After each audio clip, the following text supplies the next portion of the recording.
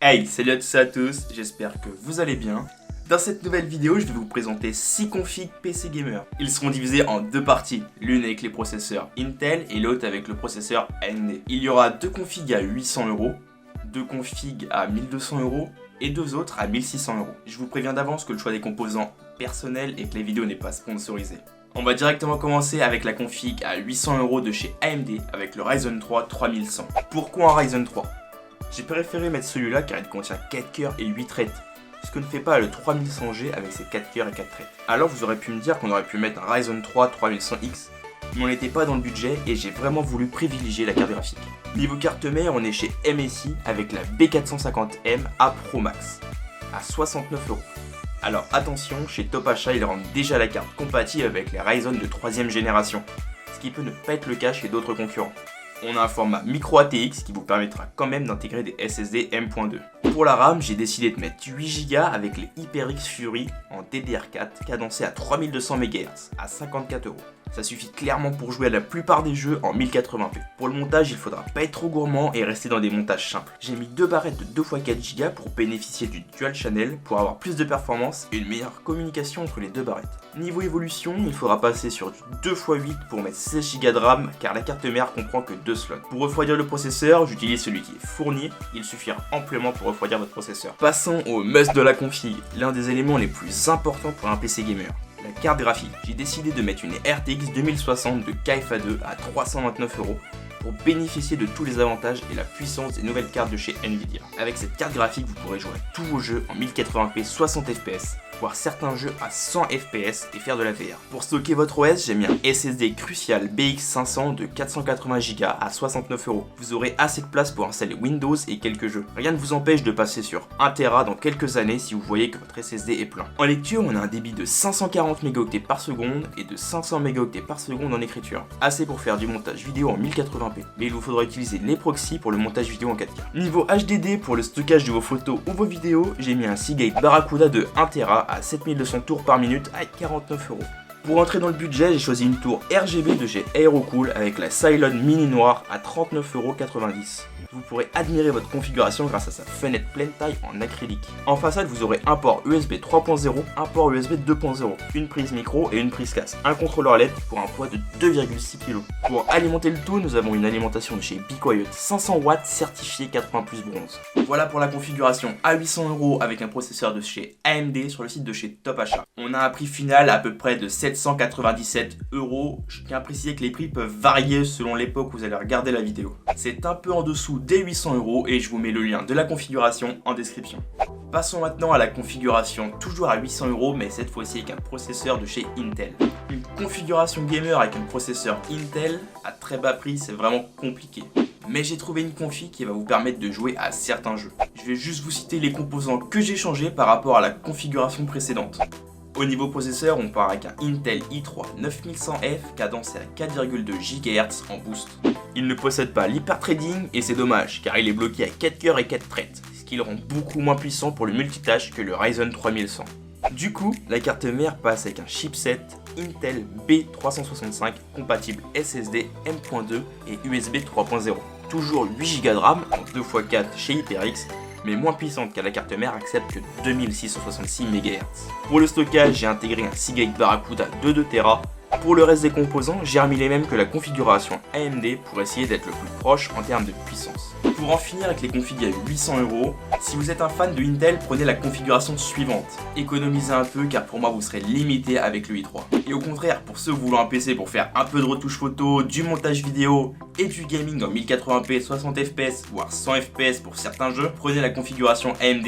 À 800€, vous n'aurez pas un PC avec un prix affolant, vous aurez juste un PC à 800€ qui sera très basique, très bien pour jouer à tous vos jeux. Vous pourrez toujours l'upgrade en rajoutant de la RAM, un SSD M.2 et une nouvelle carte graphique pour être plus performant dans les jeux vidéo. On va passer à la configuration à 1200€ et je vais commencer tout de suite avec la configuration de chez AMD. Niveau processeur, on passe sur le Ryzen 5 3600 à 215€. Cette fois-ci, on passe sur du 6 cœurs et 12 threads, avec une fréquence max à 4,2 GHz.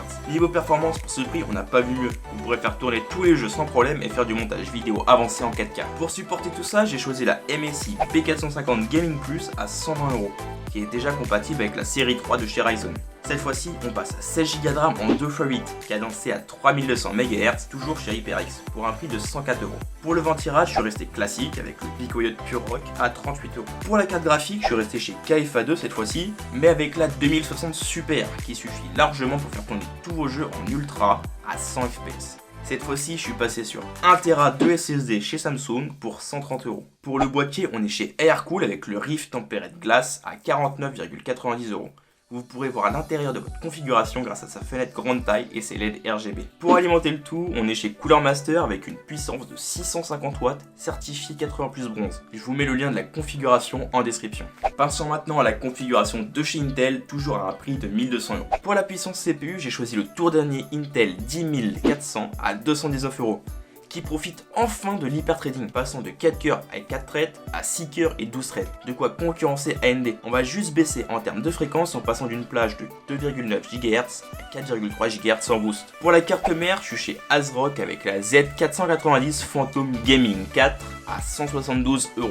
Pour la RAM, on reste sur 16 Go avec du 2x8 cadencé à 3200 MHz pour un prix de 97 €. Pour le refroidissement, ça change pas, on reste chez BeeCoyote avec le Pure Rock. Niveau GPU, on passe chez KFA2 avec la 2060 Super. Pour le SSD, on va chez Crucial, on baisse un petit peu, on retourne à 480 Go. Pour le HDD, on reste chez Seagate Barracuda avec 2 Tera de stockage. Niveau boîtier et alimentation, rien ne change. Je vous mets le lien de la configuration Intel en description. On arrive dernière configuration au prix de 1600 €. On commence avec la configuration AMD avec comme processeur toujours le Ryzen 5 3600. J'ai décidé de rester sur le même processeur que la configuration d'avant pour augmenter niveau performance avec la carte graphique. Car pour le gaming, ça ne sert à rien d'avoir beaucoup de cœurs car ils sont mal gérés par les jeux. Au contraire, le nombre de cœurs sont importants pour ceux qui travaillent en tant que monteur vidéo ou photographe. Pour la carte mère, on est chez Asus avec la TUF B450 Plus Gaming, déjà compatible Ryzen 3000, est en format ATX et vous permettra d'upgrade facilement votre config sur la durée. Pour la RAM, toujours sur du 2x8 Go chez HyperX, mais cette fois-ci en augmentant les fréquences jusqu'à 3733 MHz. Pour le ventirad, on ne change pas, on reste chez BeeCoyote avec le Pure Rock, un bon rapport qualité-prix. Niveau stockage, on a un SSD de 480 Go de chez Crucial et un HDD de 2 Tera de chez Seagate avec le Barracuda. Pour la carte graphique, on passe chez PNY avec la RTX 2080 Gaming qui fera tourner tous vos jeux en 4K 60 FPS minimum. Pour mettre en valeur tout ça, j'ai choisi le Aerocool Bolt RGB noir avec sa vitre pleine taille. En alimentation, on est chez Seasonic avec une puissance de 650 watts et certifié 80+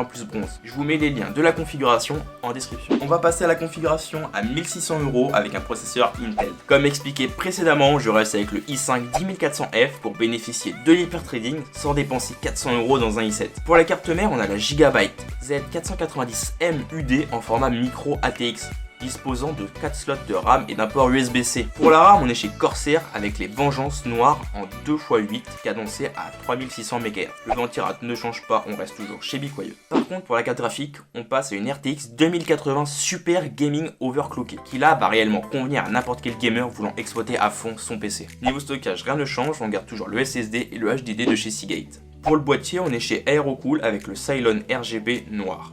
Et pour l'alimentation, j'ai choisi la Cooler Master 650 watts certifié 80+ bronze. Je vous mets le lien de la configuration en description.